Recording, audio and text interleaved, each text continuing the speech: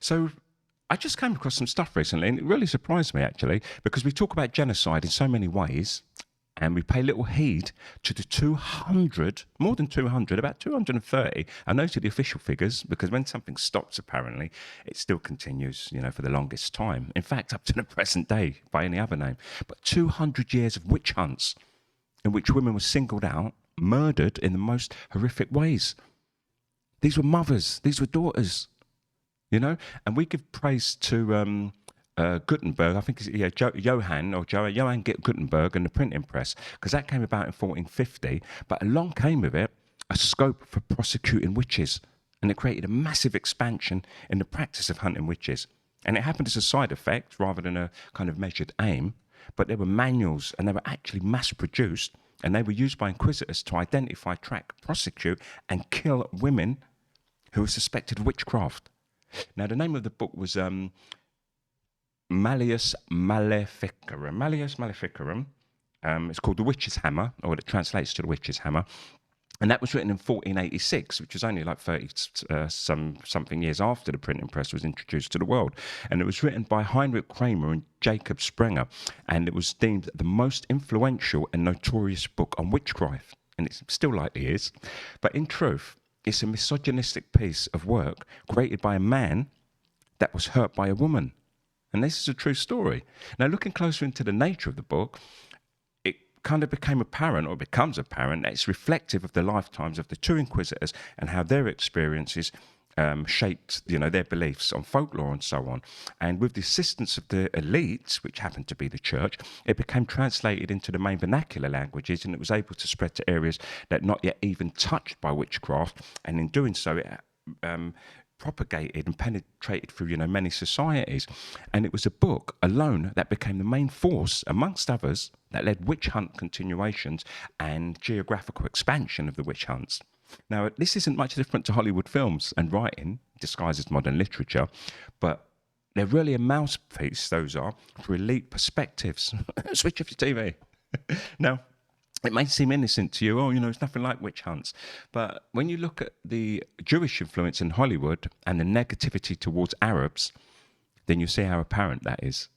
Now, at the time, the Pope was Pope Innocent VIII, and he signed a papal bull. And let's not forget that Rome is part of the Holy Trinity that I mention on occasion, and the laws are made in Rome and the Vatican. The banking is the UK, the Bank of England is Central London, and the military muscle is Washington, D.C., which is known as the USA, but really it's a corporation in Washington, D.C. Anyway, a papal bull was issued by Pope Innocent, and that was called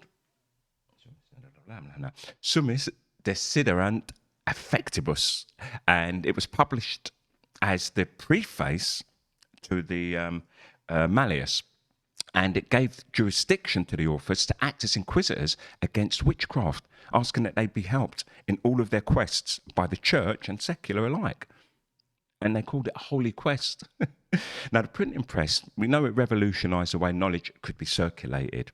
And much like our internet today, and by the way, there's no internet as such, but that's a topic for another day. We're fed controlled information by a network of computers which are controlled by corporations. And the websites have all gone, and we've moved towards social media platforms, and we're all easily controlled under one roof now. So going back again in time, Bibles, flyers, and any counter witch literature which were published, created an information reformation. And this particular papal bull has been acknowledged by many scholars to be the most significant literature issued and supported by the church regarding witchcraft. So, in collusion with religion, the book spread an atmosphere of fear throughout Europe, and wherever the book went with its ways to identify, accuse, and condemn a witch, all that madness followed. And this in turn created hysteria within so many communities. And they had an evil caveat, by the way, a catch-22, which stated that even to question, simply by virtue, the existence of witchcraft as a form of heresy, that was a form of heresy itself. So it was a win-win for the church. And people who were not deemed pure Christians, or anyone who posed a threat to Christianity, they became the focus for attack. And societies, they became deprived of all securities, and the resulting panic manifests itself onto witchcraft even stronger than before. But I've got to say, hats off to Italy and Spain, who had considerably lower witch hunts than other parts of Europe. And this was mostly due to the fact that their elite didn't accept diabolism, diablo, the devil. And without elite acceptance or any kind of demonological literature, it didn't really circulate much, or at least on such a large scale like the rest of the world. And therefore, the church was a main influence, whether witches were to be hunted and to what extent they were to be hunted. And the printing press was used as a medium to carry the fears about witchcraft and allowed all of these ideas to reach a scope as never seen before. That's technology for you. And one of the most important lessons that I learned recently, after all is said and done, is that they didn't burn witches. They burnt women.